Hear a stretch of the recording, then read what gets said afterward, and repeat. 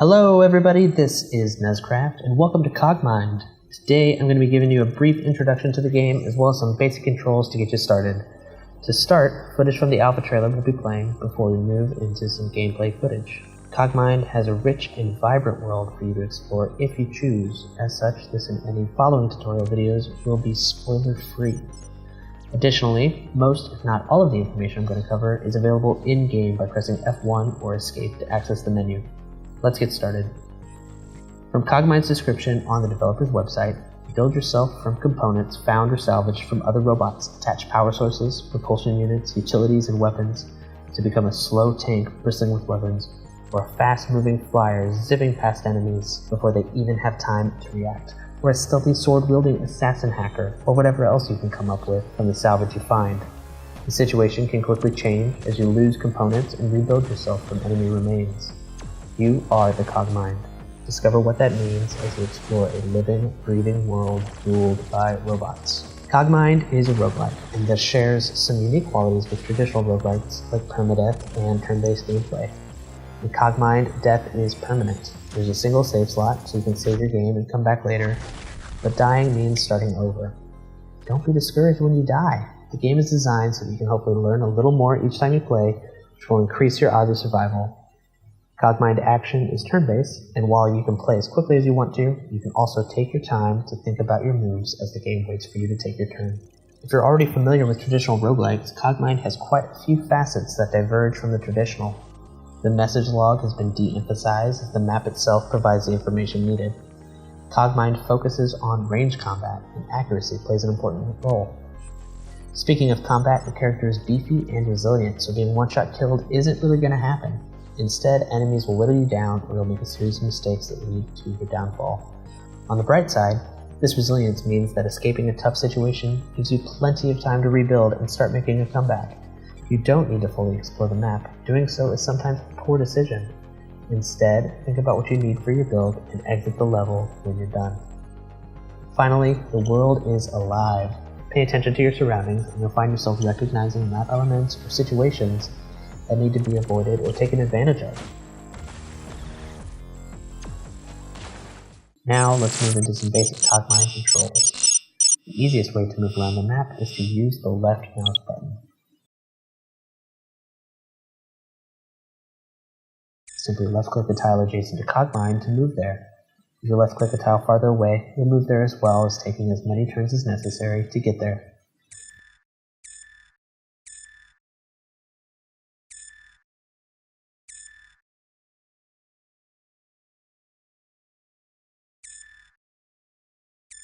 You can also use the mouse wheel to wait in place.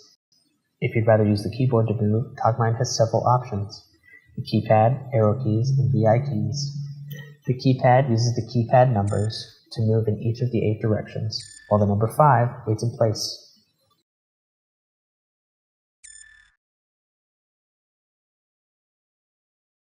The arrow keys move in the 4 cardinal directions, while Shift and the arrow keys and Control and the arrow keys will allow you to move diagonally. The VI keys, H, J, K, L, Y, U, B, and N, can also be used to move in all 8 directions. The period key can be used to wait in place. One of the most important aspects of Cogmind is salvaging new parts. Parts can be picked up off the ground by standing on them and left-clicking yourself. This will place the part in your inventory, and there you can drag it from the inventory to the parts list to attach it. You can also attach a part by clicking an empty spot in the parts list and selecting the item in your inventory you'd like to attach.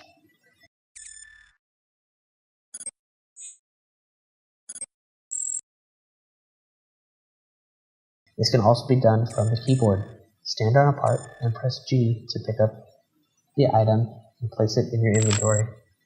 You can press Ctrl plus the number corresponding to the part in your inventory to attach it.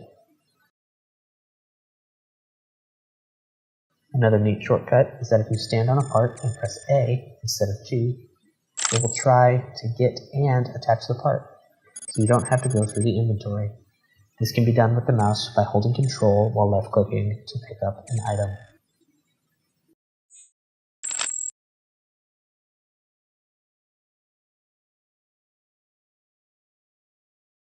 Now to the fun stuff, attacking enemies. Using the mouse, left-click a target to enter aiming mode.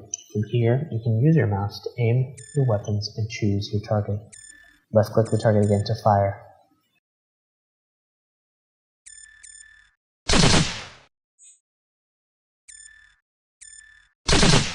Using the keyboard, press F to enter aiming mode, then use the mouse or press Tab to switch targets. Press F again to fire. Right-click your character to see various statistics about yourself. In this window, you can right-click the various labels to see what they mean.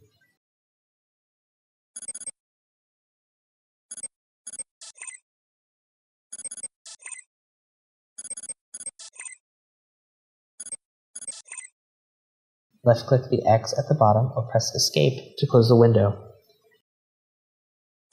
You can also right-click on parts on the ground in your items list or in your inventory.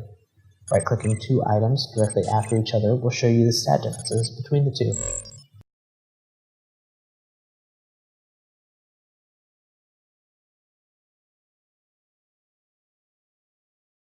Once again, right-click the various labels to see what they mean, and left-click the X at the bottom or press Escape to close the window.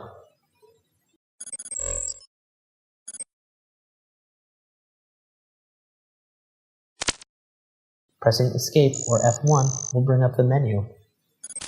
From here, you can access all the controls, the game manual, and a plethora of other things.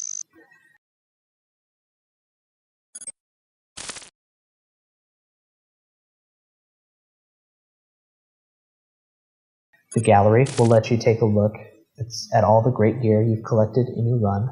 There are some really cool items to find, and you can always come back to the gallery to check out the stats in ASCII art.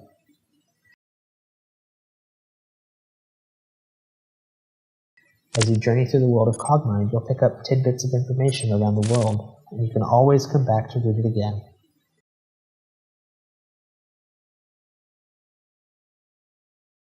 Options is where you can customize the game to suit your needs, but I'd like to point you to a specific section in the top right.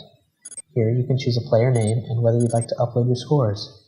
If you choose to upload your scores, you'll be able to access your score sheets online and shoot for the leaderboards.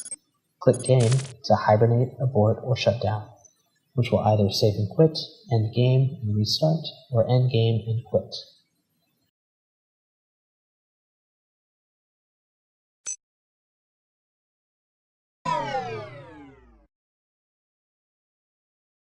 There you go, a brief discussion and some basic controls for Cogmind. Thank you so much for watching. This is nuzcraft, and I'll see you again in the next one.